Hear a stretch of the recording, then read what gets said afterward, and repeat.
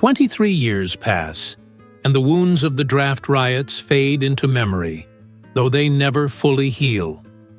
The city rebuilds, expands, prospers with that relentless energy that seems to define its character. The population explodes past 1 million souls. Brooklyn, once a separate city across the East River, grows nearly as large. Elevated railways rattle through the streets on iron scaffolding, carrying workers from tenement neighborhoods to factory districts and back again in a daily tide of human labor. Electric lights begin to replace gas lamps on the grandest avenues. Telephone wires crisscross the sky like artificial spiderwebs. The Gilded Age has arrived, bringing with it fortunes so vast they beggar the imagination, and poverty so grinding it crushes entire generations beneath its weight. On October 28, 1886, the entire city turns its attention to the harbor. President Grover Cleveland stands on Bedloe's Island, preparing to dedicate a gift from the people of France, a colossus that has taken 9 years to assemble after crossing the Atlantic in 214 crates. She rises 305 feet from ground to torch tip. This Lady Liberty, her copper skin gleaming green in the autumn sun, her crowned head lifted toward the sky in an expression of serene welcome. The sculptor Frederick Auguste Bartholdi has created something unprecedented, a monument not to a king or a general or a battle won, but to an idea, to the radical notion that people might govern themselves, that freedom is not a privilege granted by birth, but a right inherent to human existence. The dedication ceremony is magnificent, with naval parades and presidential speeches and fireworks that light the harbor like artificial daylight. But the statue's true purpose will reveal itself not in this moment of celebration, but in the decades to come, when millions upon millions of immigrants will sail past this towering figure and understand, perhaps for the first time, that they have arrived at the threshold of possibility. Ellis Island opens 6 years later, in 1892, and the floodgates truly burst. They come from Italy and Poland, from Russia and Greece, from Hungary and Lithuania, and everywhere that poverty or persecution or simply the hunger for something better drives human beings to leave everything familiar and risk everything on an uncertain future. They arrive in steerage, packed into the lowest decks of steamships, crossing the Atlantic in conditions barely better than cattle cars.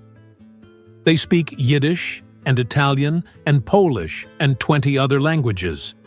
They carry their entire worldly possessions in cloth bundles and battered suitcases. They line up by the thousands in the great registry hall at Ellis Island, waiting to be examined by doctors and questioned by immigration officials, praying that some unseen illness or bureaucratic technicality won't send them back across the ocean after coming so far. Most pass through in a matter of hours. A fortunate few have relatives waiting with addresses and job offers. The rest simply step onto the ferry to Manhattan with nothing but determination and desperation driving them forward. New York absorbs them all. The Lower East Side becomes the most densely populated place on Earth, with tenement buildings housing 10, 15, sometimes 20 families in spaces designed for 3. Entire neighborhoods reorganize themselves along ethnic lines, Little Italy and the Jewish Quarter and Germantown, each maintaining the languages and customs and foods of the old country, while slowly, inexorably, becoming something new, something distinctly American. The children attend public schools and learn English. The parents work in garment factories and construction sites, building the city that will eventually lift their grandchildren into the middle class. It is a brutal process, this Americanization, full of exploitation and suffering and dreams deferred and sometimes crushed entirely. But it is also magnificent in its ambition. This idea that a city can continuously remake itself, that it can absorb wave after wave of newcomers and somehow forge them into something coherent, something that, despite all its contradictions and conflicts, still manages to function, to grow, to become ever more itself with each new addition. The Statue of Liberty watches over it all, her torch raised high above the harbor, her promise of welcome extended to the tired, the poor, the huddled masses yearning to breathe free. 27 years later, New York has become something unprecedented in human history, a truly vertical city that defies every traditional notion of urban architecture. The population has reached 5 million people. Manhattan Island groans under the weight of humanity packed into every available square foot.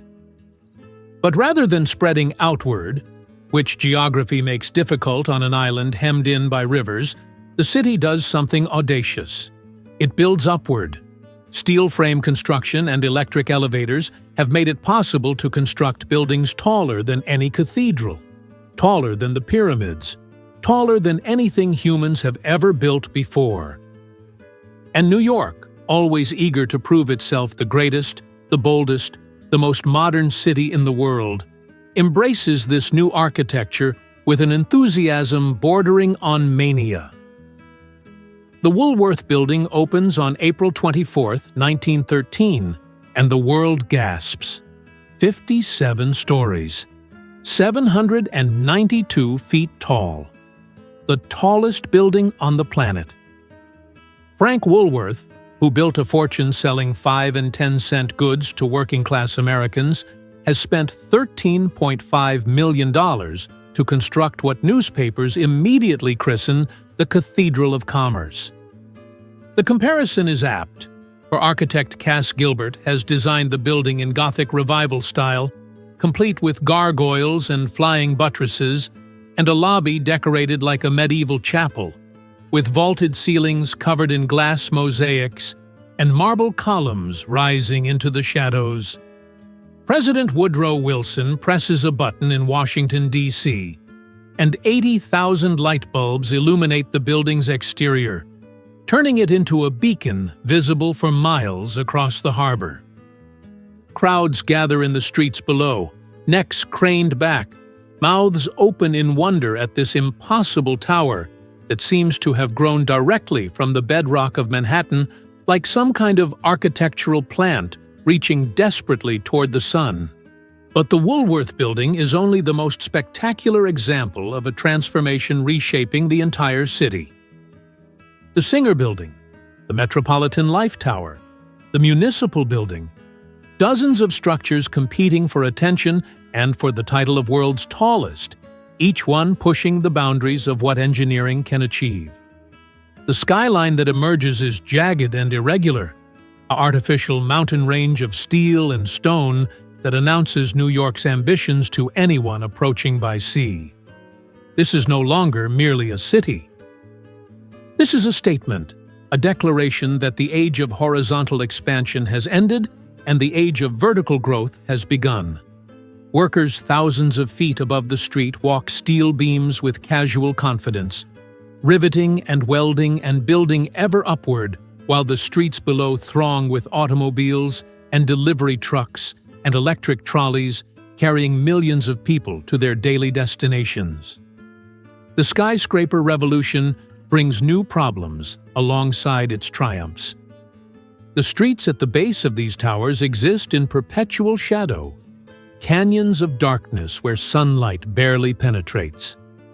Traffic becomes a nightmare as delivery trucks attempt to service buildings that house 10,000 workers each. The infrastructure of water and sewage and electricity strains under demands no city planner anticipated. But New York adapts, as it always does, with a combination of brilliant innovation and brute force. The city builds larger water tunnels, more powerful electrical plants, wider streets to accommodate the flood of vehicles.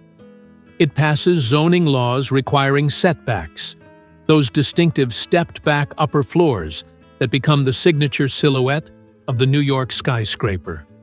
The vertical city learns to function, learns to breathe, learns to move millions of people up and down and through its steel canyons with an efficiency that approaches elegance.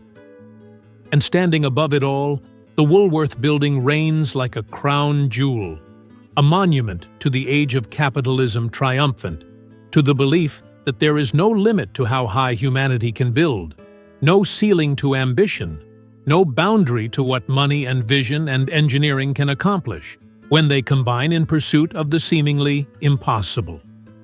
16 years pass in a blur of prosperity and excess. The Roaring Twenties live up to their name. Prohibition turns the city into one vast speakeasy, with illegal alcohol flowing freely in clubs and restaurants protected by corrupt police and politicians.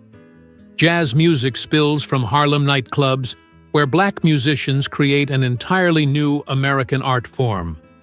Women cut their hair short and raise their hemlines and dance the Charleston while their grandmothers clutch their pearls in horror.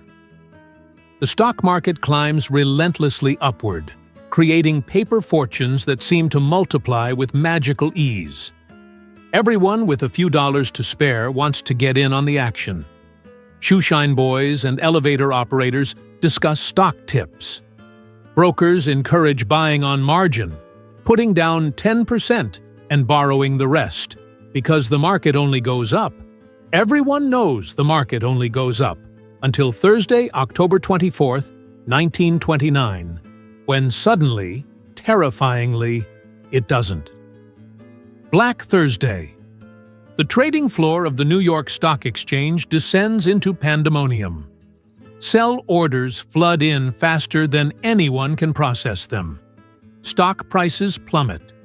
Fortunes evaporate in minutes. Wealthy men watch their entire net worth disappear before lunch. The panic spreads throughout the financial district like a disease. Crowds gather on Wall Street, murmuring anxiously, waiting for news, for reassurance, for someone to explain how this could be happening. The bankers try to stem the tide, pooling their resources to buy stocks and stabilize prices. For a few days, it seems to work. The market steadies. Perhaps it was just a correction, people tell themselves, a temporary adjustment. Then comes Tuesday, October 29th. Black Tuesday.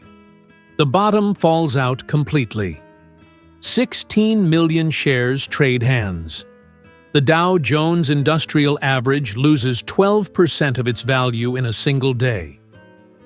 The roar of the 20s ends not with a whimper, but with a scream of horror echoing through the marble halls of America's financial temples. The aftermath unfolds with terrible slowness. At first, people believe recovery is just around the corner, that the fundamental strength of the American economy will reassert itself momentarily. But the corner never comes. Instead, the situation worsens month by month, year by year. Banks fail by the thousands, wiping out the life savings of millions. Factories close. Unemployment climbs to 25% nationally, higher in some cities. Bread lines stretch for blocks.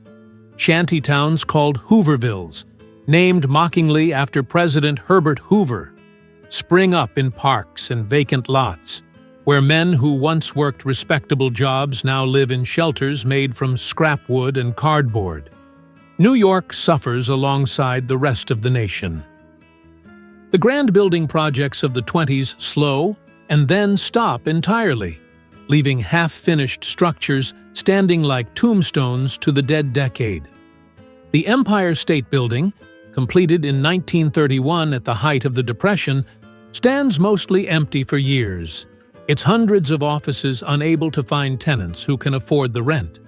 Yet even in the depths of despair, New York refuses to surrender.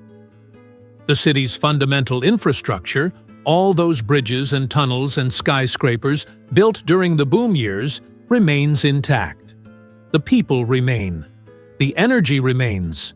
Mayor Fiorello LaGuardia fights corruption, and modernizes city services.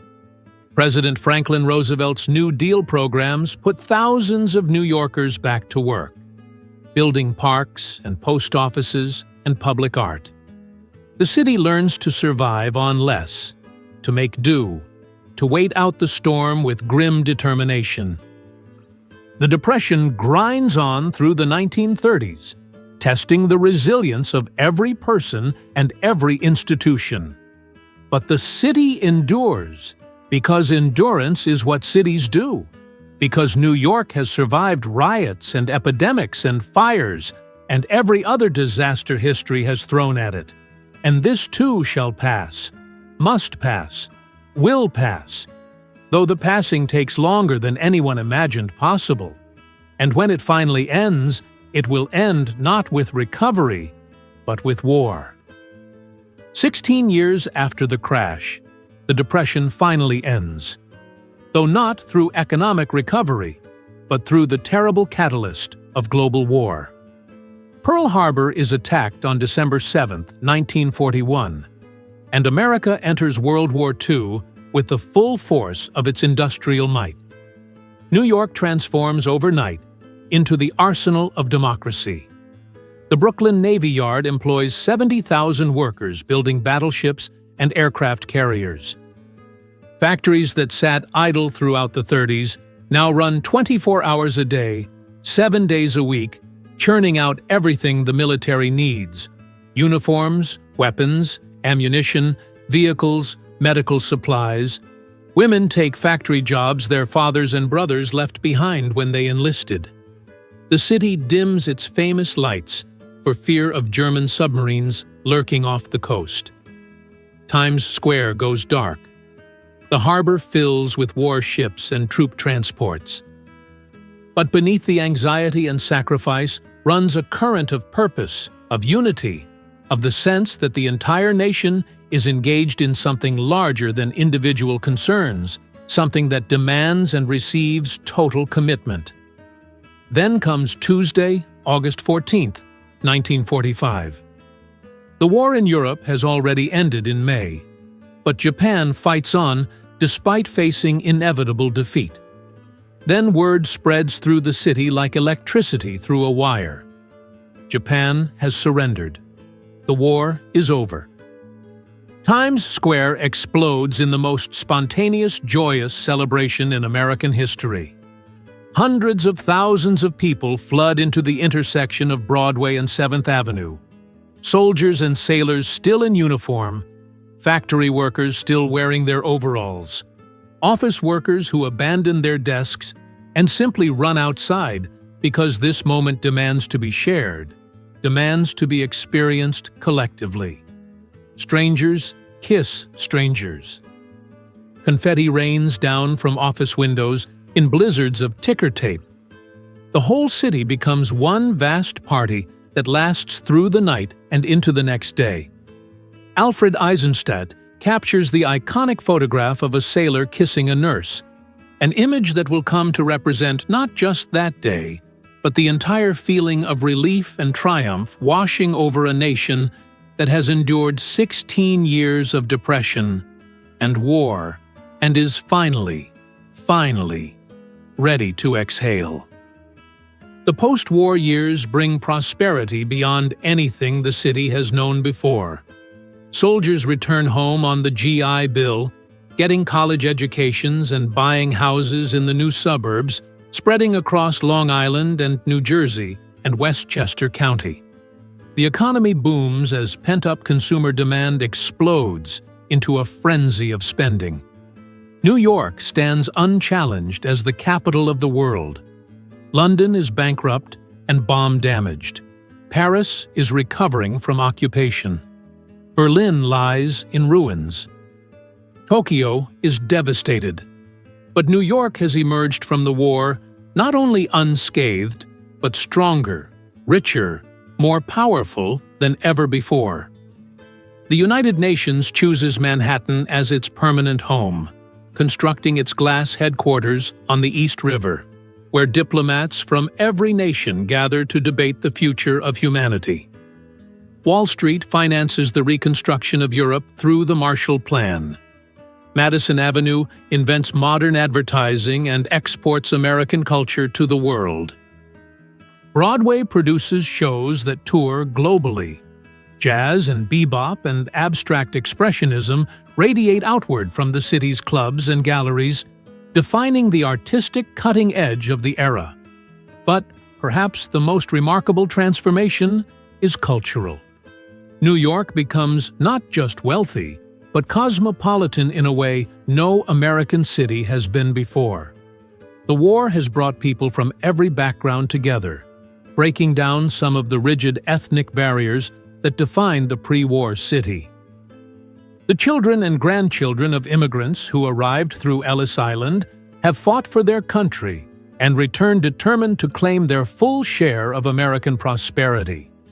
Black Americans who served in integrated units overseas come home refusing to accept second-class citizenship.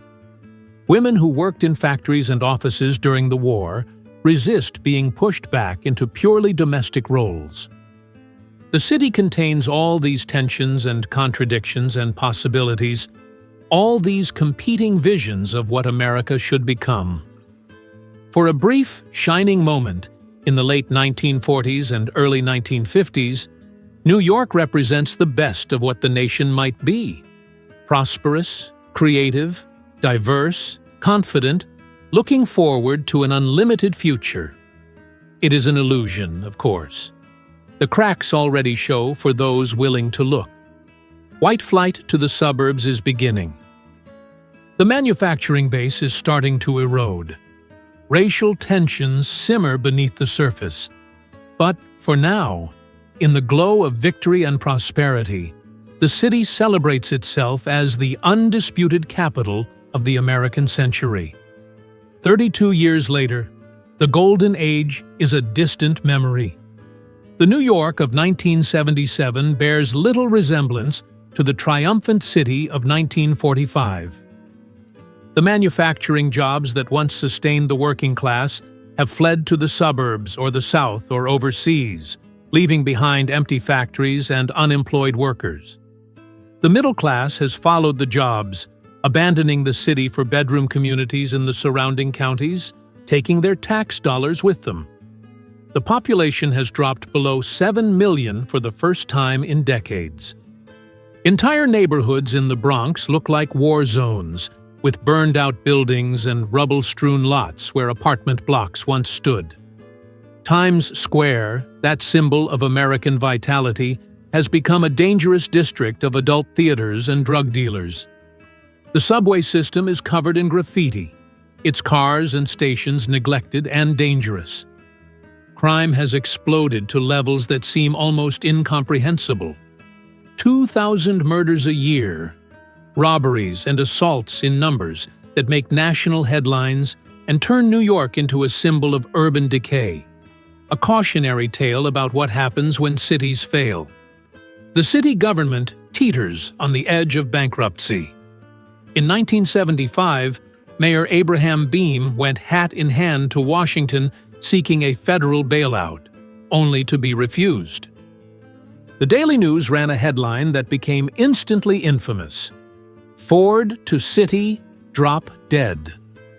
New York had to restructure its debt and cut services to the bone, laying off police officers and firefighters and sanitation workers, reducing the very services that might have helped contain the chaos. The result is a downward spiral.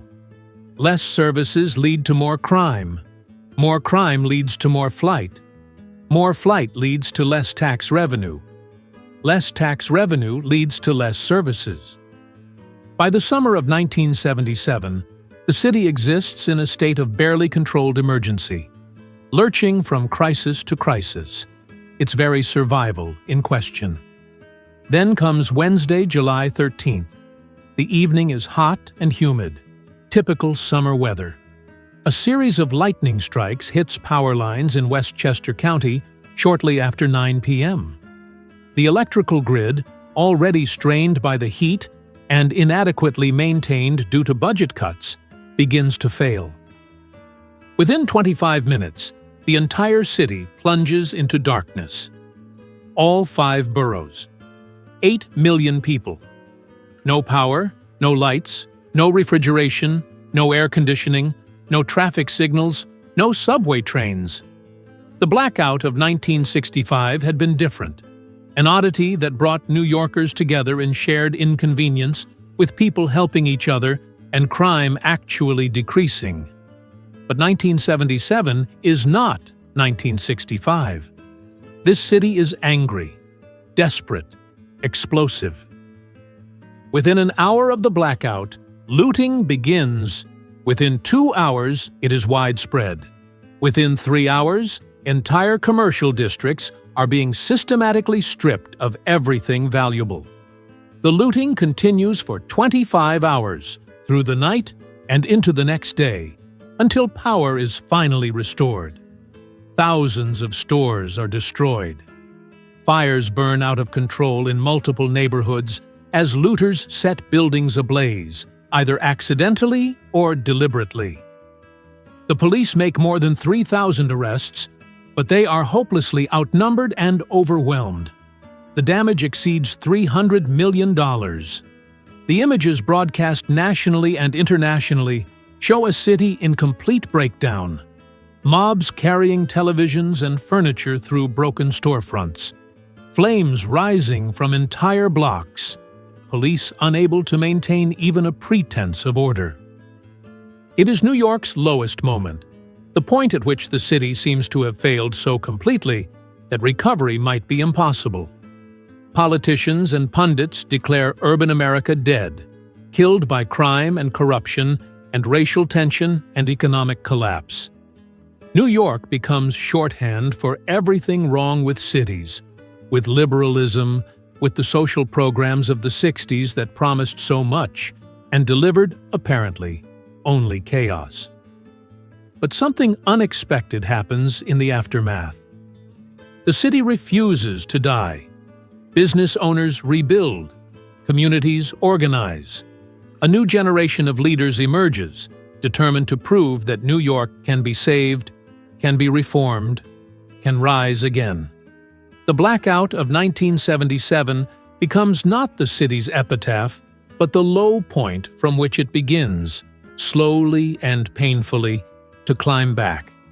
The recovery will take years, will require fundamental changes in how the city governs itself and polices its streets and collects its taxes.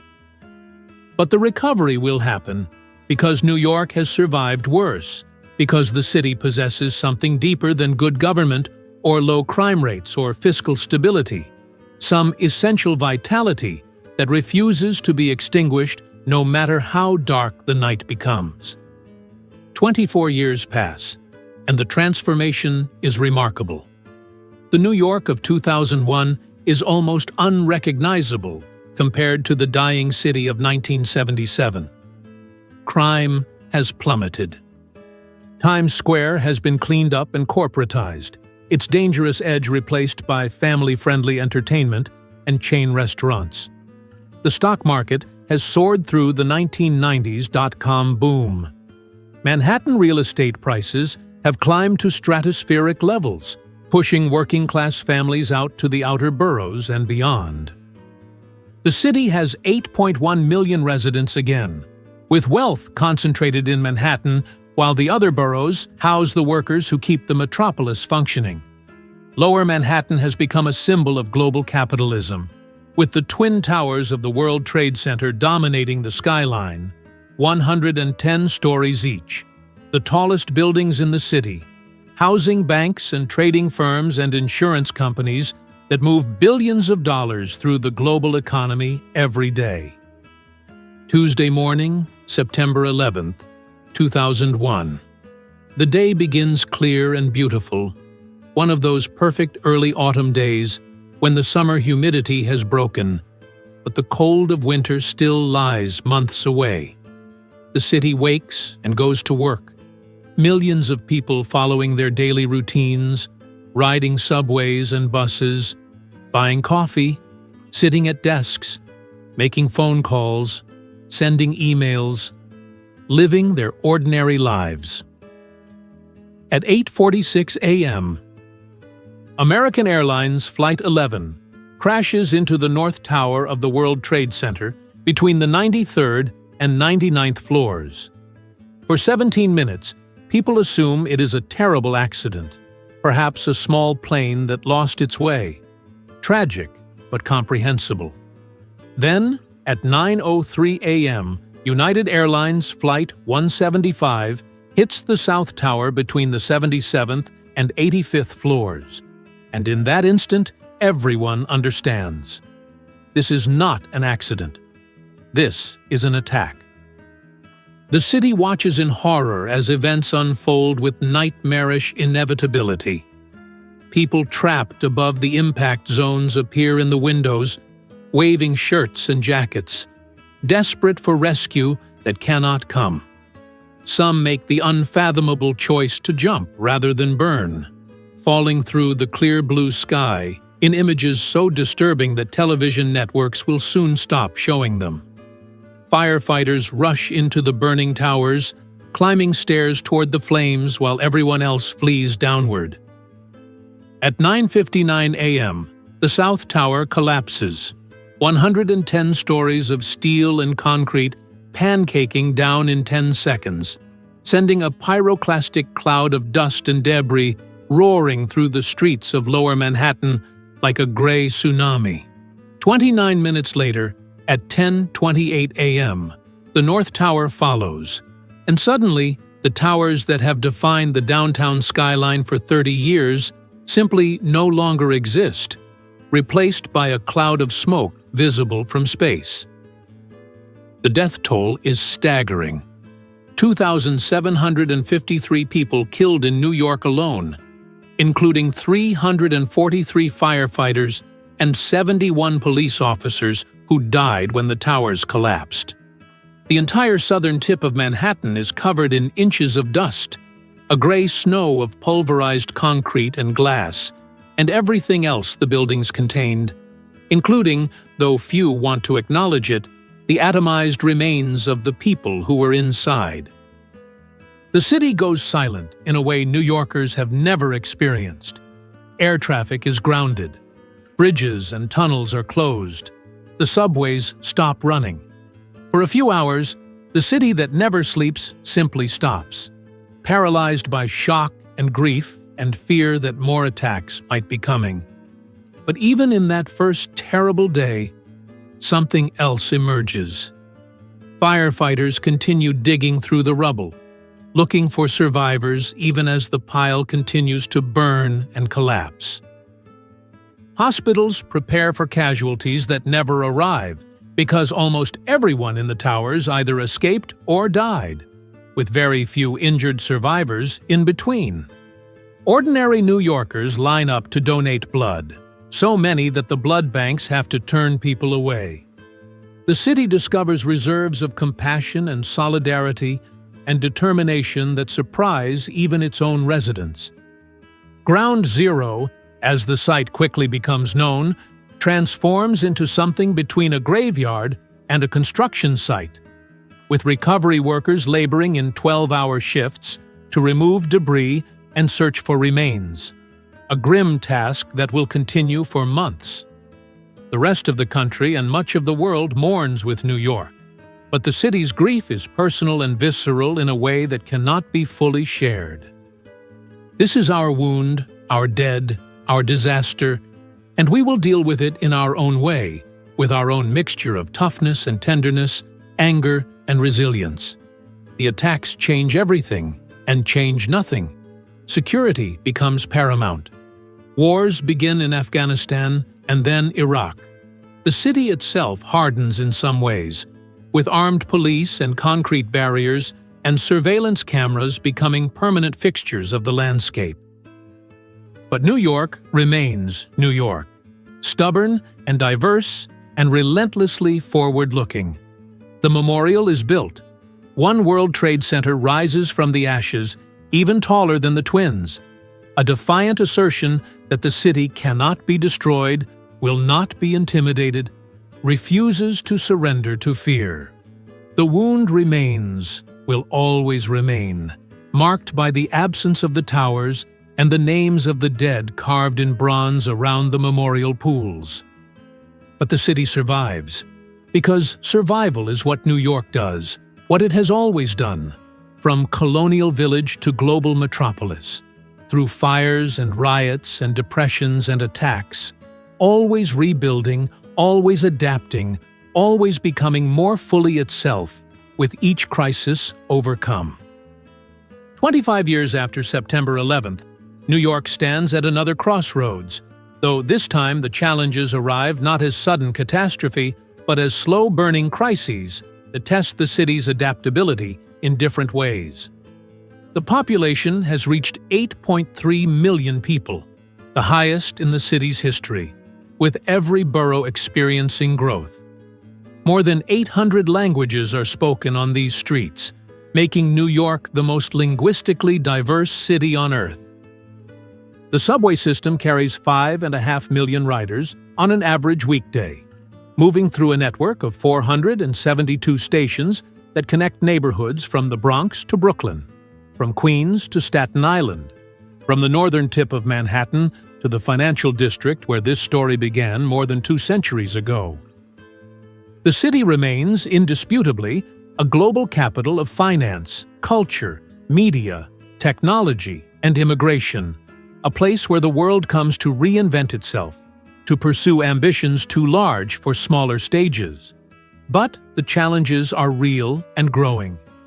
Climate change manifests not as distant threat, but as present reality. Sea levels rise incrementally but inexorably, threatening the subway tunnels and the infrastructure built over centuries on the assumption that water levels would remain constant. Hurricane Sandy in 2012 provided a preview of what's coming, flooding subway stations and tunnels, knocking out power to large sections of the city, causing $19 billion in damage in New York alone. The city responds with resilience projects, building seawalls and flood barriers, redesigning parks to absorb storm surge, elevating critical infrastructure. But the fundamental problem remains. This is a city built on islands and peninsulas, surrounded by water that is rising and will continue to rise regardless of what mitigation efforts are undertaken. The engineers and planners work constantly on solutions, on ways to protect the city without fundamentally altering the geography that makes it New York. But no one pretends the answers are simple or certain. Housing affordability has reached crisis levels. The median rent for a one-bedroom apartment in Manhattan exceeds $4,000 per month, pricing out anyone who isn't wealthy or willing to sacrifice most of their income to live in a closet-sized room. The problem extends to all 5 boroughs now, with gentrification pushing longtime residents out of neighborhoods in Brooklyn and Queens that were once affordable. The essential workers who keep the city functioning, the teachers and nurses and transit workers and restaurant staff, increasingly cannot afford to live anywhere near where they work. They commute from deeper in the outer boroughs, or from New Jersey or from Pennsylvania, or the far reaches of Long Island, spending hours each day traveling to jobs that don't pay enough to live closer. The city struggles to build enough housing to meet demand, hamstrung by zoning regulations and community opposition, and the simple fact that land is finite on an island where every square foot is already claimed. Some neighborhoods fight density, wanting to preserve their character even as the city bursts at the seams. Others welcome development, but find themselves transformed almost overnight as luxury towers rise, and local businesses are replaced by chains that pay higher rents. Income inequality has reached Gilded Age levels, with billionaires in penthouses literally looking down on homeless encampments in the streets below. The contrast is stark and disturbing. A city with more billionaires than any other place on Earth also has more than 90,000 people sleeping in homeless shelters each night, including nearly 30,000 children. The gap between the wealthy and everyone else continues to widen, creating what feels like 2 different cities, occupying the same physical space. The rich city is clean and safe, with doormen and private schools and restaurants where a dinner for two costs more than some people earn in a week. The poor city struggles with failing schools and food insecurity and the constant stress of trying to survive in one of the most expensive places in the world. The middle-class city, the one that once defined New York, feels like it's vanishing, squeezed between extremes with less and less room to exist. Technology has transformed daily life in ways both liberating and alienating. Everyone carries a supercomputer in their pocket, navigating the city with GPS, summoning cars and food with apps, living lives mediated through screens even while surrounded by millions of other people. The pandemic of 2020 accelerated changes already underway, proving that many jobs can be done remotely, leading companies to question whether they need expensive Manhattan office space, leading workers to question whether they need to live in expensive New York apartments.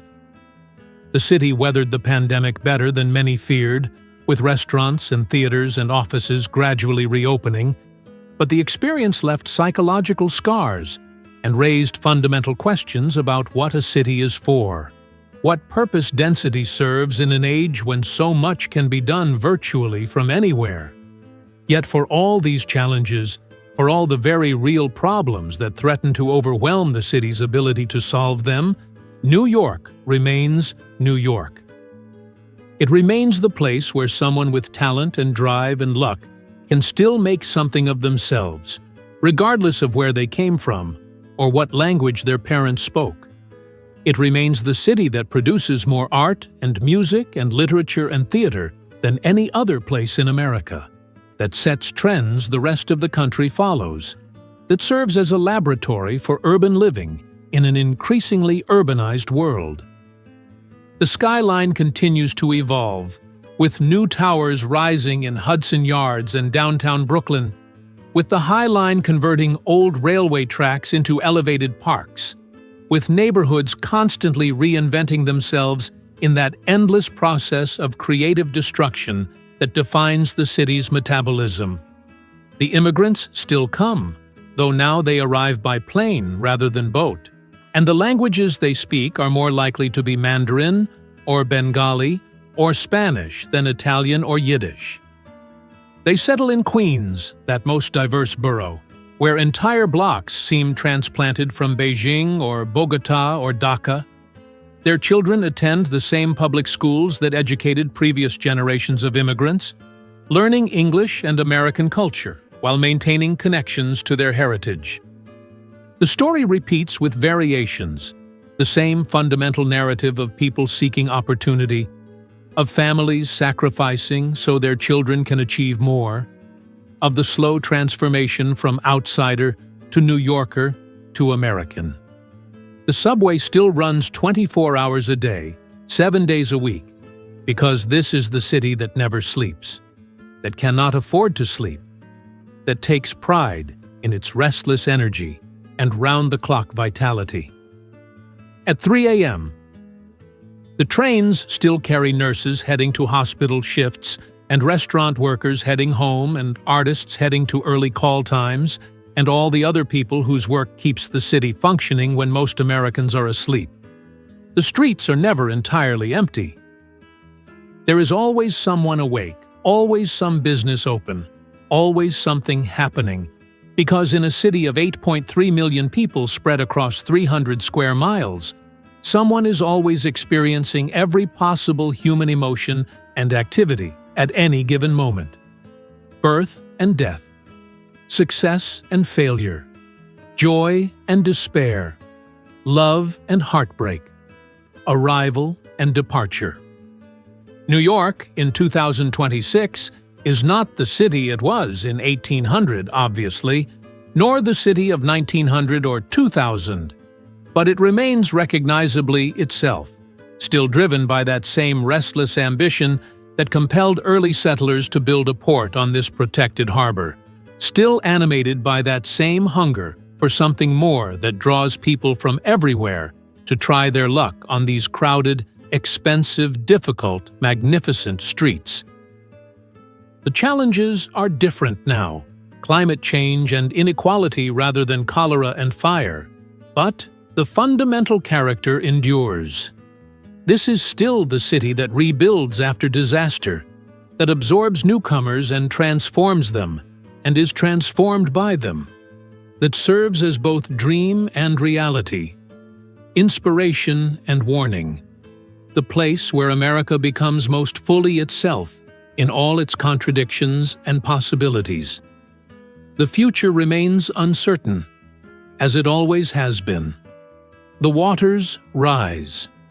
The climate changes, the inequality grows, the city ages. But standing at the southern tip of Manhattan, looking north toward the skyscrapers that rise like a man-made forest of steel and glass, or looking out to the harbor where the Statue of Liberty still raises her torch to welcome the world, or simply standing anywhere in any of the 5 boroughs and feeling the energy that pulses through these streets like electricity through a wire, it's impossible not to believe that New York will find a way forward, will adapt and survive and even thrive. Because that's what it has always done for more than 200 years, through every challenge history has presented. The city that was once a village of 60,000 has become a metropolis of 8.3 million. The story that began with wooden houses and dirt roads now includes the tallest buildings humans have ever constructed. And the story continues, written daily by millions of people living their lives, pursuing their dreams, building their futures in the city that never stops becoming, never stops transforming, never stops being New York.